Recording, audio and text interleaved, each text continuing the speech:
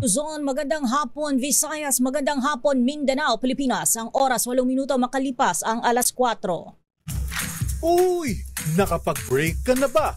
Nakapag-relax ka na ba? Saan ka man nagtatrabaho, mapa-opisina man o work from home o mula mismo sa pwesto, sasabayan namin ang break time mo. Sasabayan namin ng mga balita at komentaryo, mga panayam ng mga taong viral ngayon. DZRH Break Time!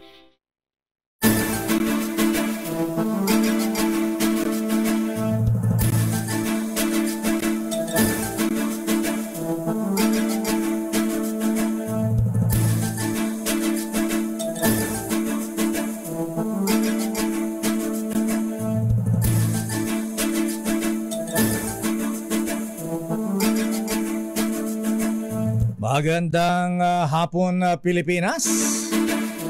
Ako po si Deo Macalma. Ako naman, Thea Petro Corpuz. At narito ang headlines ng ating mga balita ngayong araw ng Lunes. 911. Ay, ilang years na nga ba yung 911 na? Ngayon po ay 11 ng buwan ng Setyembre. Naku, bad news. May oil price increase na naman na bukas.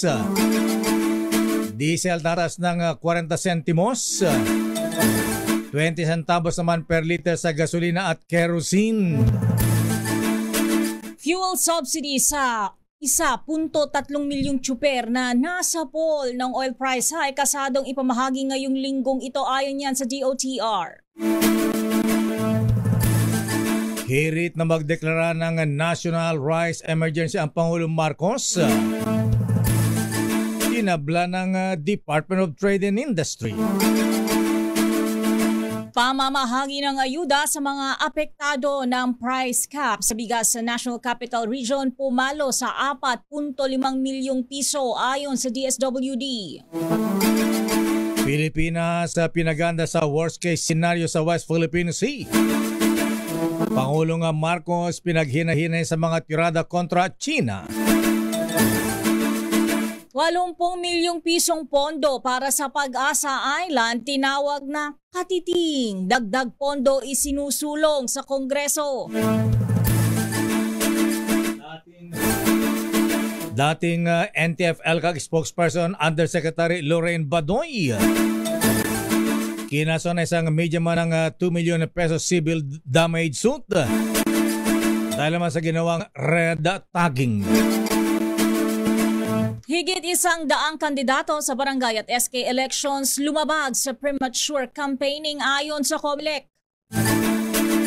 Libo-libong Pilipino sa Morocco tiniyak na ligtas matapos siyanigin ng lindo na 6.8 ayon naman sa Department of Foreign Affairs. 106th birthday ni dating Pangulong Ferdinand Edralin Marcos Sr. inalala ni Pangulong BBM. Kinilala ang paglaban sa kalayaan at kaayusan ng bansa. At sa detalye na ating mga balita, may panibago na namang oil price increase sa bukas, makuya. Batay sa anunsyo ng mga oil companies, tatas ng 40 centavos ang bawat litro ng diesel at 20 centimos naman sa gasolina at kerosene. 10 magkakasod na linggo nang nagtaas presyo sa diesel at kerosene, habang pang-siyam na linggo naman ang pagtaas sa presyo ng gasolina. Inaasang magtutuloy-tuloy pa ang ganitong upward trend ng presyo ng petroleum products dahil sa patuloy na kabawasan sa produksyon ng Russia at Saudi Arabia. Samantala, ipamamahagi na ng Department of Transportation ang 3 bilyong pisong fuel subsidy sa mga susunod na araw. Ayon kay DOTR Secretary Jaime Bautista, sigurado nang matatanggap sa linggong ito ng higit 1.3 milyong tsuper ang ayudang pangako ng pamahalaan. Aabot sa 930,000 tricycle drivers at operators ang target mabigyan ng ayuda, gayon din ang 150,000 jeepney driver at operators. 150,000 food delivery riders, 20,000 UV Express operators, 6,000 modern PUJ operators at 500 modern UV Express operators. Pinakamalaking makukuhang subsidiya ang modern PUJ at modern UV Express drivers na nasa 10,000 piso habang ang ibang tsuper naman ay tatanggap ng 1,200 piso hanggang 6,500 pisong subsidiya. Wala pang rice emergency sa bansa. Ito naman naging pahayag ni Trade and Industry Secretary Alfredo Pascual sa kabila ng pagsipa ng presyo ng bigas sa pamilihan. Ayon kay Pascual, hindi niya nakita nga titindi pa ang sitwasyon dahil nagsimula na ang anihan at tinatayang 5 milyong metric tons ang aanihin pala hanggang sa buwan na Oktubre.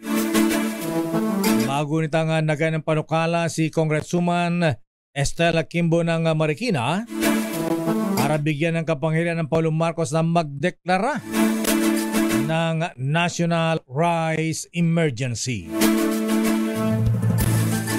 Umabot na sa 4.5 million pesos ang ayuda na naipamahagi ng Department of Social Welfare and Development o DSWD sa mga rice retailers sa 3 lungsod sa Metro Manila. Ayon kay DSWD Secretary Rex Gatchalian, nabiyayaan ng 15,000 o 15,000 piso ang 300 maliliit na retailer sa Quezon City, San Juan at Caloocan simula noong Sabado. Ngayon naman ay sisimulan na ang pamimigay ng ayuda sa 400 retailers ng bigas sa Parañaque, Navotas at Zamboanga. Sabi ni Gatchalian, may 1 bilyong pisong pondo ang nakalaan para mabigyan ng ayuda ang mga magbibigas na sumunod sa price ceiling. Nitong nakaraang linggo, inaprubahan ni Pangulong Ferdinand Marcos Jr. ang pagpapatupad ng price ceiling sa bigas para maibsan ang apekto ng mataas na presyo nito. Oras sa alas 4:15.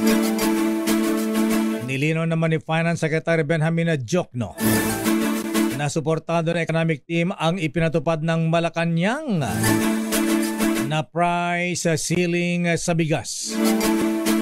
Ito'y kasunod ng naunang sinabi ni Diokno na nagulat daw siya.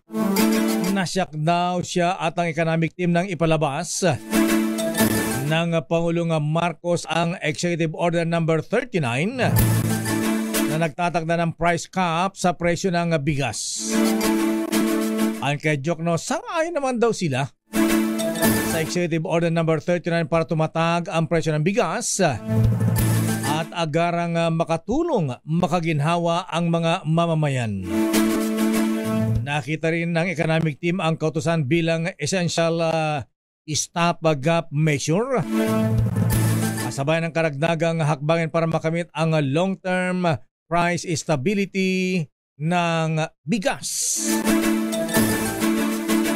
Pabor si Finance Secretary Benjamin Diokno na italaga si NEDA Secretary Arsenio Balisacan bilang Agriculture Secretary. Sinabi ito ni Diokno kasunod ng lumutang na posibilidad na ilipat sa Department of Agriculture ang pinuno ng NEDA. Inilarawan ni Diokno ang NEDA Secretary na swak sa DA dahil pamilyar at may karanasan na sa trabaho ng kagawaran sa pagsasaka. Nagsilbing Undersecretary sa DA si Balisacan noong naging kalihim ng kagawaran si Senator Edgardo Angara at dating Pangulong Gloria Arroyo. Samantala, matatanda ang sinabi noon ni Pangulong Ferdinand Marcos Jr. na hindi siya magbibitiw sa DA hanggat hindi natutugunan ang problema ng bansa sa food security.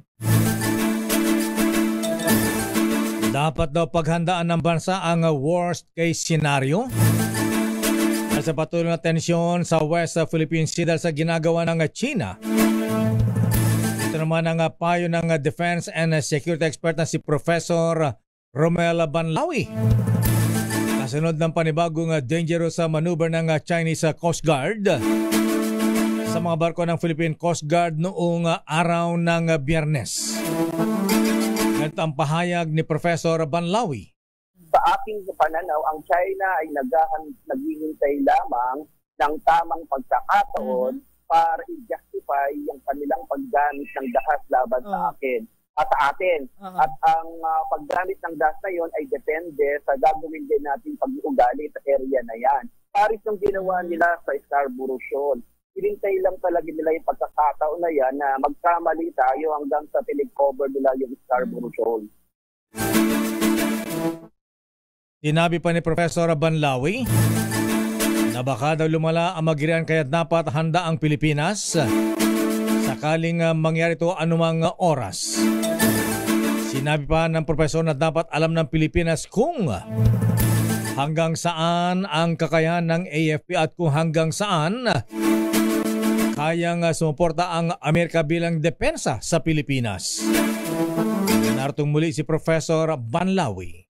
Ang worst case scenario dyan ay dapat mapaghandaan natin kung hanggang saan tayo handa para magkaroon ng military action. Ngayon, paghandaan din natin kung up to what extent may involve ang Estados Unidos for our defense. So yan po yung dalawang paghahandaan natin. Kaya ba natin i-stay yung ating military activities with China kung sakasakaling magkaroon tayo ng military problem with China o West Philippine Sea? Pangalawa, at gaano ka-committed talaga ang Estados Unidos to help us to save our military position pag nagkaroon ng military problem diyan sa South China Sea. Samantala, nasa ating linya ang spokesperson ng Armed Forces of the Philippines, si Colonel Medel Aguilar. Alamin natin kanilang reaksyon mahabigan sa panibagong panghaharas na naman ng Chinese Coast Guard sa ating Coast Guard na nagdala ng supply sa ating mga sundalo sa barkong BRP Sierra Madre. Colonel Medel Aguilar, sir, magandang hapon po sa inyo, Colonel. Magandang hapon din po, Kadeo and Ms. Bea, at magandang hapon din po sa lahat ng ating tagapakinig. Ayan, Colonel, ayan. So ano po ang reaksyon? Ano po ang paghahanda ng AFP kaugnay sa nangyaring bangayan na naman? Sabi nga ng security expert na si Professor Romel Banlawi, baka daw humantong sa mas mapanganib na sitwasyon na Colonel, sir. Tayo naman sa Sandatahang Lakas ng Pilipinas ay patuloy na nagpapalakas ng ating kakayahan. Sinusundan po natin yung ating modernization law at ngayon dito na po tayo sa ikatlong horizon na kung saan yung ating objective ay mapalakas ang kakayahan ng Pilipinas na ipagtanggol ang bansa bilang isang archipelagic nation. Patuloy tayong tumitingin kung ano yung mga dapat nating i-acquire ng mga capabilities para magampanan ng ganitong misyon. So yun po ang ating pagkahanda. At same time, dahil very specific naman po dahil meron tayong kinakaharap na challenge dito sa West Philippine Sea, ay tinitingnan po natin, gumagawa po tayo ng aksyon upang masuportahan ang diplomatikong efforts ng ating gobyerno para ma-resolve ang conflict na yan. So ito po ay ginagawa natin sa pamamagitan ng una, nandun po tayo, ang presensya natin tayo ng Seoul to assert our sovereign rights and jurisdiction. Pangalawa, nagbibigay po tayo ng mga informasyon kung anong nangyayari doon sa ating gobyerno, sa ating civil na government, para alam nila kung ano yung mga informasyon na kailangan nila para sa pagsasagawa po ng mga protesta laban sa ginagawa ng bansang China. So lahat ng ito ay ginagawa natin para isulong ang interes ng ating bansa. Sa ganitong sitwasyon na Colonel Aguilar, sir, ay kakayanin pa ba ito ng Philippine Coast Guard at hindi pa dapat makialam ang Armed Forces, Colonel? So ngayon po ay nagagawa naman natin ang ating misyon kasama ang Coast Guard. Hindi naman po nagpapabaya o hindi naman po nawawala ang Philippine Navy o ang pagtalakot sa Pilipinas kasi nandun po siya sa una, yung BRP Sierra Madre is a naval vessel. Yung mga tao na nandun ay mga Navy po yun, mga Marines sa Navy. At meron naman tayong barko na umaalalay palagi pag may mga ganitong resupply mission. Kaya lang, iniwasan lang natin siyempre na mag-escalate yung tension dahil ayaw natin na humantong ito sa hindi magandang sitwasyon. Yun po ang ating iniingatan dahil tayo po ay hindi naman we renounce war as an instrument of policy na kinakailangan nating patunayan sa buong mundo. Nabanggit po ninyo na patuloy po na pinalalakas ng AFP ang inyong hanay. Ano pa po ba ang mga nararapat para nga naman mapagpatuloy-tuloy ang pagpapalakas dito sa hanay ng AFP? Actually po, nandito po tayo sa third horizon na kung saan ay may meron po tayo mga na-identify na capabilities mula sa pagpapalakas ng communication, command and control, air defense capability. So, kailangan natin ng radar, yung mga ground-based air on missile defense system. Meron tayong mga shore-based anti-ship capabilities, missile system, and multi-launch rocket system na kailangan natin i-acquire para ito po ay total defense ng ating bansa bilang archipelagic, bilang isang archipelago. Sapat po ba ang mga budget na binibigay sa atin ng pamahalaan para ma-achieve po ang mga nabanggit ninyo? Hindi po, actually may pagkulang po dahil hindi naman siguro tayo mayaman na bansa para matugunan lahat ng pangangailangan nito. At tayo po ay naniniwala na yung ating Kongreso ay gumagawa ng tamang hakbang. Hindi naman siguro, sila mismo ang nakakakita ng ating kalagayan sa mas malawak na pananaw. Kaya po isinasaalang-alang na po natin sa kanila kung ano ang nararapat gawin.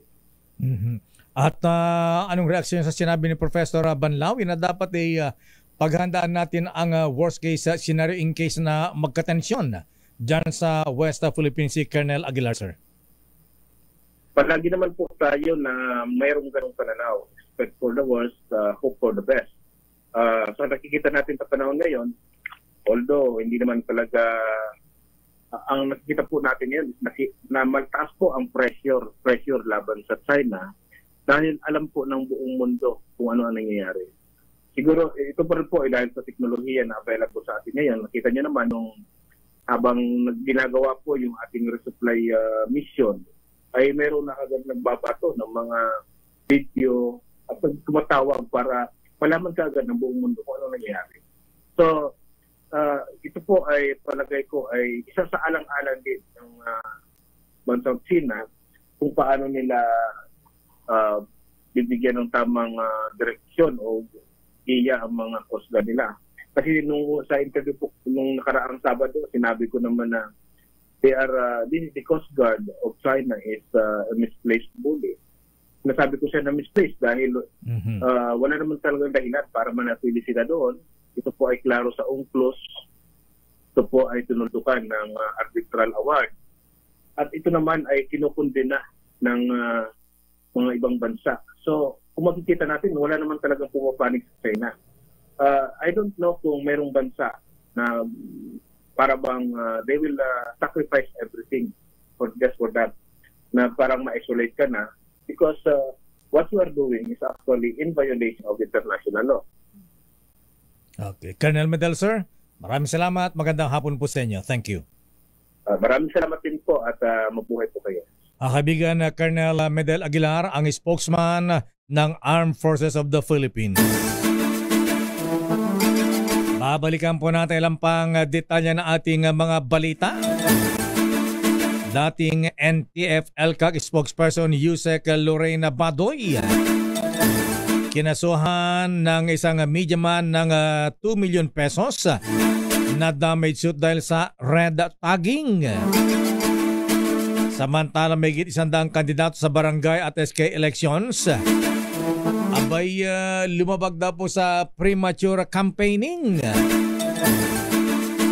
At libo-libong Pinoy sa Morocco tiyak na ligtas matapos ang malakas na lindol ayon naman sa Department of Foreign Affairs. Ang detalye po ng mga balitang yan sa ating pagbabalik sa ating palatuntunang Break Time. RH Break Time. Oras Mr. Cesar Lee, Mr. Michael is my guy.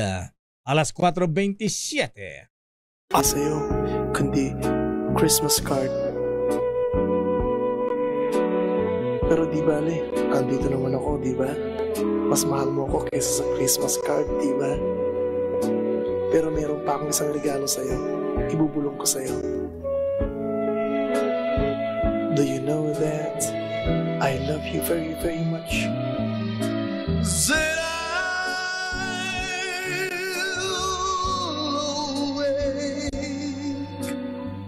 on Christmas morning and find my stockings filled with you.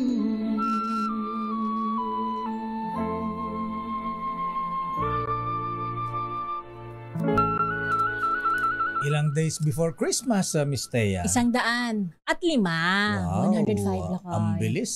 Pasko na. Samantala, mabigan kaugnayan natin ang Philippine Ambassador to Morocco. Ibalita nga tayo mahabigan ko ano na ang sitwasyon. Sana nga ay walang Pilipino na nadamay, namatay o nasugatan, nasaktan sa malakas na lindol. Ambassador Leslie Basser, magandang hapon po sa inyo, Ambassador, sir. Magandang umaga po mula sa Morocco. O nga pala, umaga po pala dyan. Mukhang kagigising nyo lang, Ambassador, kasi kanina tumatawag kami kanina umaga. Wala pa. Hating gabi pala dyan, madaling araw. Tulog pa.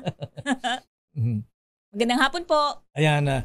Anyway, Magandang umaga po. ayan, magandang umaga dyan sa Morocco, Ambassador. So anyway, Ambassador, sir, sa ngayon po, habang nag-uusap tayo, ano po ang update?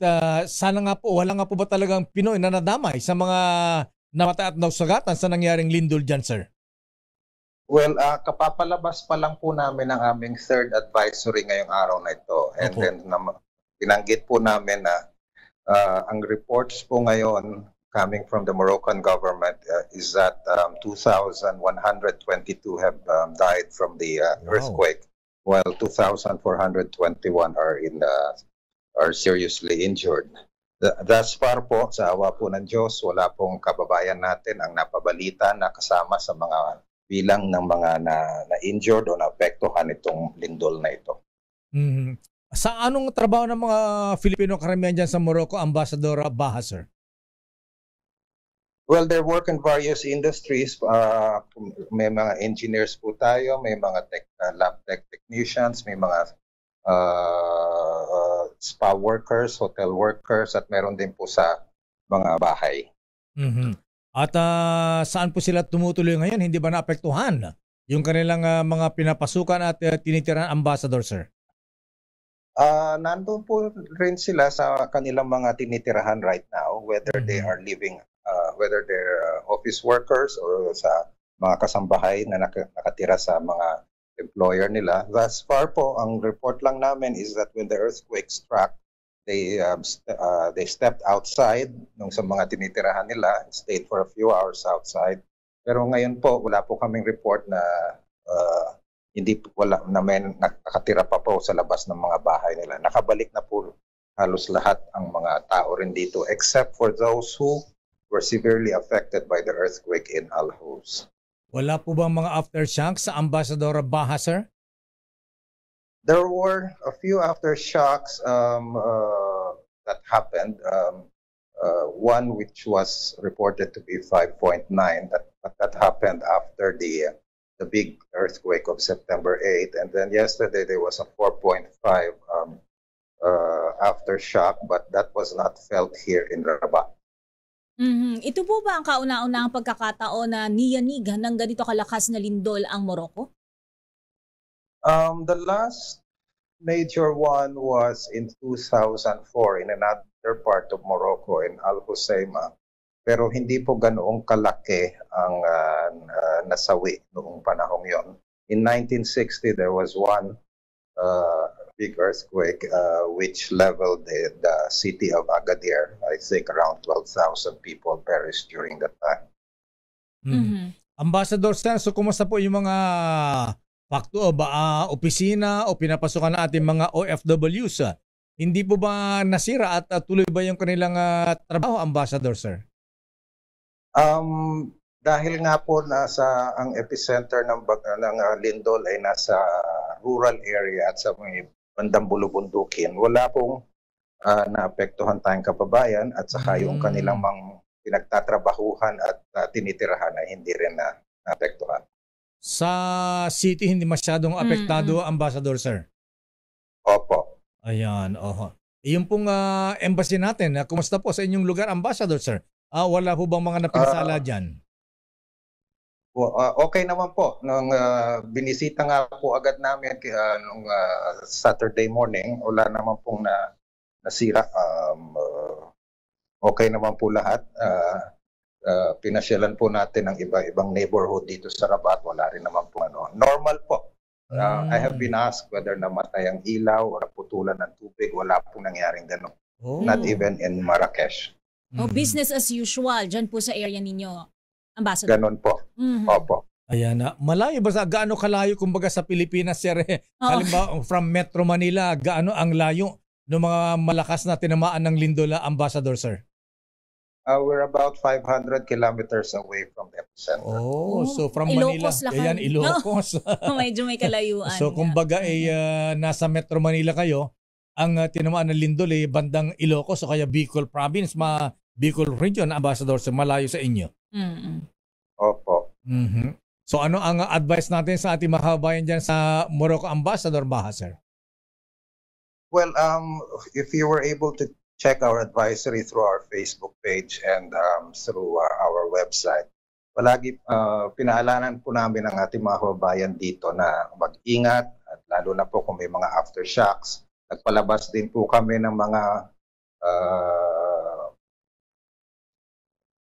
tawag dito, like kung anong gagawin pag may lindol.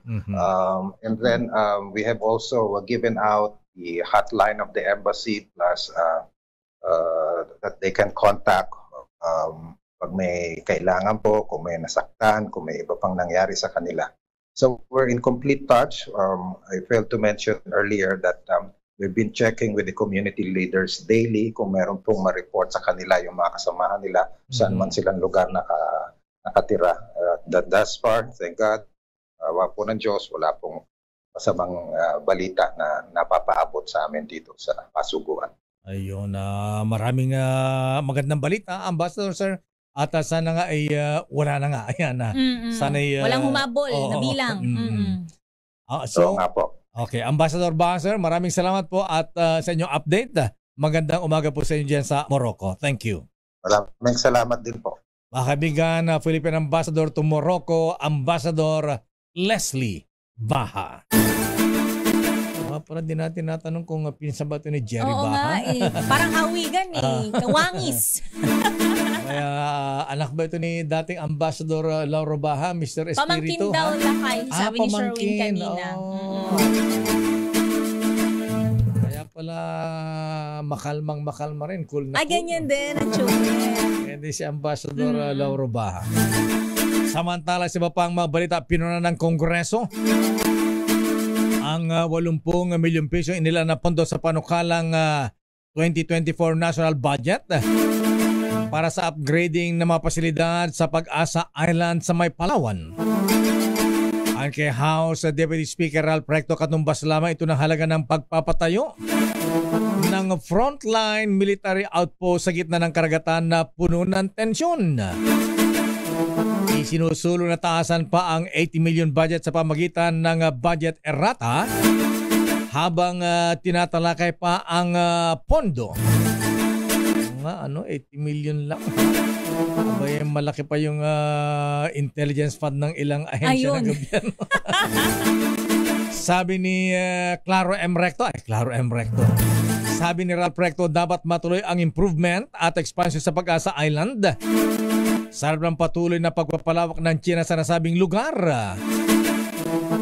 Hinaras na naman ng China, militia at Coast Guard ang pinakaling resupply mission ng Coast Guard sa mga sundalong nagbabantay sa Ayungin Shoal na nakahimpil doon sa isinadsad na barkong BRP Sierra Madre.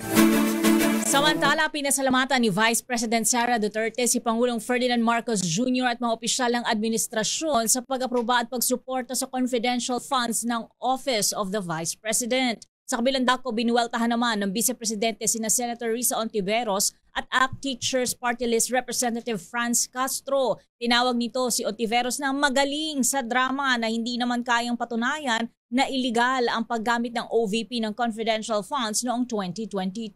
Sinabihan din ni Ginang Duterte na sinungaling si ACT Teachers Party List Representative Franz Castro at Makabayan Bloc sa pagpapakalat ng maling impormasyon ukol sa confidential fund.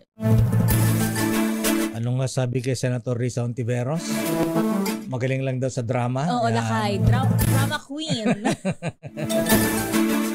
Standby sa mga report. Standby Raymond, standby Let Narciso. Standby Milky, standby Edniel, standby Christian Manyo.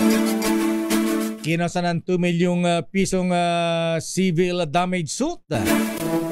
Ang dating Undersecretary at NTF-ELCAC spokesperson na si Lorraine Badoy.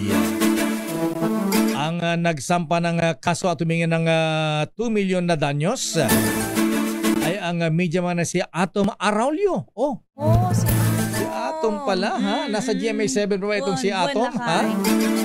Ayan, si Atom Araulio ng GMA7. Ang civil case laban kay Badoy ay iniharap ni Atom Araulio sa Quezon City Regional Trial Court kaninang umaga. Ito'y bunga ng red tagging kay Araulio na nagdulot daw ng banta sa kanyang kaligtasan bilang isang journalist. Kasama rin sa mikinasuhan ni Atom Araulio si Jeffrey Celis na mas kilala bilang Ka-Eric, dating rebelde na nagbalik loob sa pamahalaan. Ipinagarap noong July ng kalintulad na kaso at damage suit sina Bad at Ka-Eric na aktivista at dating martial detainee na si Carol Pagaduan Araulio na ina ni Atom Araulio. Nanay niya pala si Carol Araulio. Ang kilala ko yun. Samantala, aabot sa 102 kandidato sa Barangay at Sangguniang Kabataan Elections ang pinadalhan ng show cause order ng Commission on Elections dahil sa paglabag sa premature campaigning. Ayon kay COMELEC Chairman George Garcia, 3 araw ang ibinigay sa mga kandidato mula nang matanggap ang show cause order para mapaglinaw o mapaliwanag ang kanilang panig. Sabi ni Garcia, mismong ang COMELEC ang nakasaksi sa mga paglabag ng ilang kandidato habang ang iba naman ay nai-report sa kanila.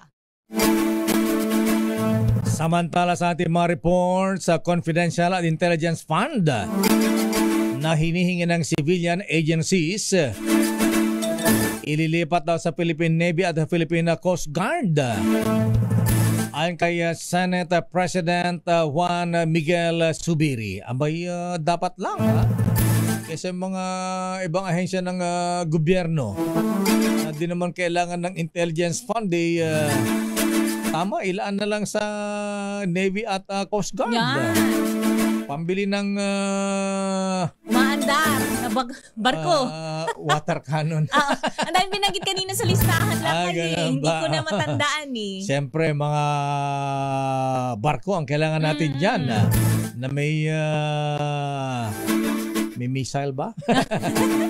Aris number 28, idetalya mo Raymond at Paas. Raymond, please come in.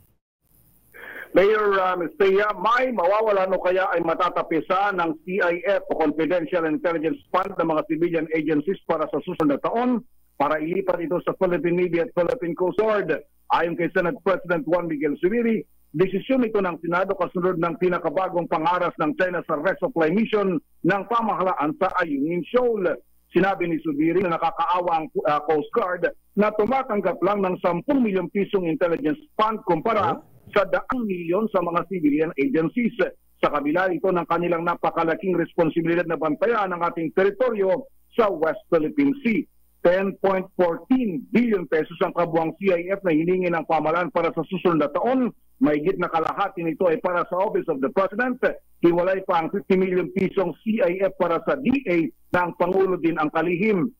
Habang si Vice President Sara Duterte ay may 500 million pesos na CIF sa Office of the Vice President at 150 million pesos naman sa Department of Education na siya rin ang kalihim ng kagawaran. Para sa kauna-unahan sa Pilipinas, DZRH, ito si Raymond Dadpaas, tuloy-tuloy sa pagbabalita, tuloy-tuloy sa serbisyo, sama-sama tayo, Pilipinas. Maraming salamat, Lakay Raymond. Samantala, Pangulong BBM dadalhin sa mga sakahan ang mga bagong teknolohiya para mapataas ang supply ng bigas. Ang detalye atin sa atin ni RH14 Left Narciso. Miss Left. Mr. Lakay, tiniyak ni Pangulong Ferdinand Marcos Jr. na gagamitin ng administrasyon ang mga bagong teknolohiya sa pagsasaka para matiyak ang sapat na supply at murang bigas sa Pilipinas. Sa kanyang talumpati, sinilunsad na Rice Paddy Art ng Mariano Marcos State University at Philippine Rice Research Institute, binigyan din ng Pangulo ang kahalagahan na madala ang mga bagong teknolohiya sa mga sakahan mula sa laboratorio. Ayon kay Pangulong Marcos, yan ang gagawin ngayon ng Department of Agriculture na kunin ang pinakamagagandang teknolohiya sa gitna na rin ng banta ng climate change. Sabi ng Pangulo, kailangang mapataas ang produksyon ng palay sa bansa para kumita ang mga magsasaka at mapababa naman ang presyo ng bigas para sa consumers. Para kay PBBM, higit sa larawang iginuhit sa palayan, ang ginawa ng MMSU at PhilRice ay produkto ng mahusay na paggamit ng teknolohiya at kaalaman. Samantala may handog na pada-padakam ritual ang mga kababayan ni Pangulong Marcos sa Ilocos kaugnay ng kanyang kaarawan sa Miyerkules. Bilang tradisyon, nilagyan ang Pangulo ng koronang bulaklak sa ulo at isa-isa siyang inabutan ng mga tangkay ng rosas habang inaawit ang Ilocano birthday song. Para sa kauna-unahan sa Pilipinas, DZR... Slet, ito bang kinanta? Pada-padakam? Ayan. Ito ang Ilocano version ng Happy Birthday. Ayan. Tradition sa amin sa Ilocos pagka birthday, ang birthday celebrator ay pinuputungan ng corona. Hindi ba alam yan? Taga Ilocos o mambira ka. Hindi ko pa yan na-experience. Hindi kasi lumaki sa Ilocos Hindi ako doon, ha? diba? Ayan, ayan, sa klase namin, pag may nagbebenta kaming classmate, o kahit saang lugar, puputungan nyo ng... naghanap kami ng Cadena de Amor, ginagawang corona. Ayan. Ayan ang habang kinakanta yung celebrant, pinuputungan ng corona. Ayan. Ang galing. Parang yung asan yung corona ni Apo BBM. Ayan, na ganyan. Ganyan talaga yan, Lakay. Pero ito, maganda pa yung anong corona bulaklak niya. Yan, Lakay? Kahit na anong bulaklak. Wala namang particular. Walang particular. Pero yung corona usually, yung Cadena de Amor. Ayan, ginagawang corona. Ayan. Hindi masyadong bongga pero maganda. Ayan. Fresh. Ayan. Tignan ko nga yung Cadena de Amor. Ayun nga, white and red siya. Magandang Cadena de Amor. Ayan. Babalikan po natin. O nga pala, sa Miyerkules pala ang birthday ni Apo BBM. Ano, ha? Ilang taon na ba sa Miyerkules sa Miss Let? Si Pangulong BBM. Let? 66 Lakay. 66 na siya? Hindi kayo nagkakalayo, Lakay. Ganun ba? Matanda pala sa akin ng 10 years. No! Bagets! Maraming salamat, Miss Let. Abay, kayong mga member ng presidential Malacanang Press Corps, dapat ay matutuwa niyo itong Ilocano birthday song. Okay, maraming salamat, Miss Let. Balik sa inyo, Lakay at Miss Thea. Maraming salamat, Miss Let. At yung padalang mga empanada dyan, ha? Bagnet at saka longganisa. Yan, ipa-grab mo na lang. KBL kumalata. KBL. Kamatis, bagoong kenaso na. Babalikan natin lang pang detalye at mga balita. Standby manang Milky Rigunan. Edniel Parosa. Abay, lalo daw mabaon sa utang ang mga magsasaka kung aalisin ang taripa sa bigas. At paggamit naman ng barko ng Navy sa resupply mission, isang option ayon kay Defense Secretary Gibo Teodoro. Aba, yung mga bakanteng lote ng Bucor, abay baka daw gamitin na sakahan ng mga preso para makatulong sa food security. Ang detalye po ng balita sa ating pagbabalik. Oras sa Miss Thea. Kulang-kulang 9 na minuto bago mag-alas 5. Alamin na report mula kay Milky Rigunan. Mga magsasaka lalong mababaon kung tatanggalin ng Department of Finance ang taripa sa bigas. Sinong may sabi niya naman ng Milky? Aris number 12, Milky Rigunan, please come in, Milky. Lakaya Thea, tuluyang papatay sa local rice industry ang panukala ng Department of Finance na pansamantalang ipatupad ang zero tariff sa bigas para umanaw mapigilan ang lalo pang tagtaas sa presyo. Ayon kay House Assistant Minority Leader Arlene Gosas, lalong mababaon ang rice farmers kung tatanggalin ang taripa sa bigas, lalo na ngayong papasok na ang harvest season. Sabi ni Brosas, hindi pa nakababangon ang mga magsasaka mula sa naipasang rice liberalization law, lalong malulugmok na naman sa mas maluwag na pagpasok ng rice import. Kitty Brosas, ang malalaking rice importers lamang ang nakinabang sa rice liberalization law. Kung masusunod ang proposal ng DOF, dadagsa ang maraming imported rice at ang mabebenepisyohan ng mga rice cartel. Dagdag ni Brosas, pansamantalang benepisyo lang ang price ceiling sa bigas at hindi rin solusyon ng pag-aalis ng taripa. Ang posibleng makatulong niya ay ang pagbasura sa rice liberalization law at direktang ibalik na lamang sa National Food Authority ang pagpili ng sapat na dami ng palay sa ating mga magsasaka. Para sa kauna-una sa Pilipinas, DZRH, ako si Neil Crigunan. Tuloy-tuloy sa pagbabalita, tuloy-tuloy sa serbisyo, sama-sama tayo, Pilipino. Maraming salamat, Manang Milky. Samantala, paggamit ng barko ng Navy sa resupply mission sa Ayungin, nananatiling opsyon. Ang detalye, hatid sa atin ni RH52, Edniel Parosa. Edniel. Lakay at Nistea, nananatiling opsyon ng Department of National Defense ang gamitin ng mga barko ng Philippine Navy sa paghatid ng supply sa BRP Sierra Madre na nakasadsad sa Ayungin Shoal. Ito ang inilutang ni Secretary Gilberto Teodoro nang tanungin sa posibilidad na hukbong dagat na ng Pilipinas ang direktang magsagawa ng resupply mission sa halip ng mga civilian boat.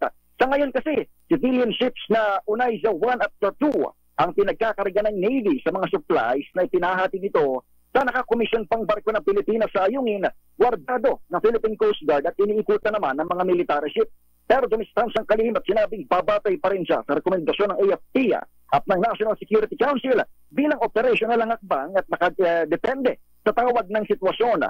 Ginawa ni Teodoro hayag kasabay ng paglarawan sa panibagong pagitgit ng China Coast Guard sa mga barko ng Pilipinas bilang egregious violation o matinding paglabag sa maritime security na maaari manong maglagay sa alanganin sa buhay ng mga tripulanting Pinoy. Giyit ng opisyal, patunay itong napapanahon na ang modernisasyon hindi lamang ng Navy, kundi maging ng PCG na poprotekta sa mga maliliit na Filipino vessel. Samantala, Alakay, ngayong araw, pininyagan na ng Navy ang dalawa nitong bagong Alvarez-class patrol vessels na pinaglumaan ng Amerika. Ito ay ang BRP Valentin Diaz at ang Ladislao Diwa, ipinangalan sa mga katipunero matapos itong magsilbi sa US Navy sa loob ng 30 taon kasama ng pagpapatrolya sa Arabian Gulf bilang suporta sa mga operasyon naman ng Estados Unidos noon sa Middle East. Para sa kaunang-unan sa Pilipinas, DJ Rich, Lakay. Anong barko yan? Pinaglumaan ng Amerika. Para naman second hand ba yan? Para naman si Kuya pagka may damit na pagka pinaglumaan, nalaki na. Hand me down. O sige. Kebinso, sa'yo na lang yan. Alam mo bago? BRP Valentin Diaz at BRP Ladislao Diwa, Lakay. Inayos naman daw. Ayan, refurbish. Ayan, at kinamisyon. Ngayong araw, bilang mga bagong barko ng Philippine Navy, Alvarez class. Ang usap-usapang Lakay, pinag-aaralan, gagamitin ito sa mga patrols, kabilang na sa mga pagpapatrolya sa West Philippine Sea. Ang malungkot lang dyan, Edniel, baka mamaya gagamit tayo ng barko ng Navy. Baka tapatan naman tayo ng warship ng Navy ng China. Oo, mas mas mukha tayong magiging kawawa. Lakay, kaya nga for the longest time, kapag may resupply mission tayo sa Ayungin, civilian boat ang ginagamit. Kasi ayaw nga natin ng tensyon. Kapag barko kasi ng Navy ang gamitin, baka mas maging controversial. Kaya lang, kapag ginamit naman natin ang barko ng Navy, ayun nga, baka tapatan tayo ng mas malaking barko ng China. Pero sabi nga ng mga eksperto, hinay-hinay lang sa mga ginagawa ng ating mga opisyal. Okay. Maraming salamat sa Pilipinas. Back to you, Lakay at Tia. Samantala, Bureau of Corrections handa ipagamit ang mga bakanteng lote sa ilang piitan at mga PDL, mga persons deprived of liberty para sa pagsasaka upang makatulong sa food security problem ng bansa. Sino may sabi niyan? Christian Manyo, please come in. Christian Gigolo. Lakay, handa nga ang Bureau of Corrections na ipagamit ang 1,000 bakanteng lote sa isang kita na kanilang nasasakupan maging ang mga person deprived of liberty para sa pagsasaka. Ito yung upang makatulong umano sa food security problem na kinakaharap ng bansa. Sa isang pahayag, sinabi ni Bucor Director General Gregorio Katapang Jr., 80% hanggang 90% ng 47,000 hectares total lot area ng 6 na operating prison at penal farms sa bansa ay pwedeng pagtaniman. Kabilang na ang New Bilibid Prison, Iwahig, Sablayan Prison and Penal Farm, San Ramon Prison and Penal Farm, Davao Prison and Penal Farm, maging ang Leyte Regional Prison. Bukod dito, ayon kay Katapang, 50,000 na PDL din na pwedeng gamitin bilang magsusaka. Paliwanag ng opisyal, gumagastos ang pamahalaan ng 120,000 pesos kada taon para sa isang PDL kahit wala umano silang ginagawa. Dagdag pa ni Katapang, kung matataniman ng palay ang buong Iwahig, baka makatulong anya ito sa pagbaba ng presyo ng bigas. Para sa kauna-unahan sa Pilipinas, DCRH, ito si Christian Manio, tuloy-tuloy sa pagbabalita, tuloy-tuloy sa serbisyo, sama-sama tayo, Pilipino. Maraming salamat, Christian. Dati nang ginagawa yan ha? nga. Ayan, sa Iwahig. Palawakin pa yan. Sana nga, Lakay. Para may magawa yung mga PDLs natin. Oo, productive, di ba? O kaya, tanim nila, kainin na rin nila para masustansya. Ito ay hindi. Balitang showbiz, Lakay. Isabel Daza, nakalikom ng halos 700,000 piso para sa eye surgery ng inabusong kasambahay na si LV Vergara. Wow, 900,000 pesos.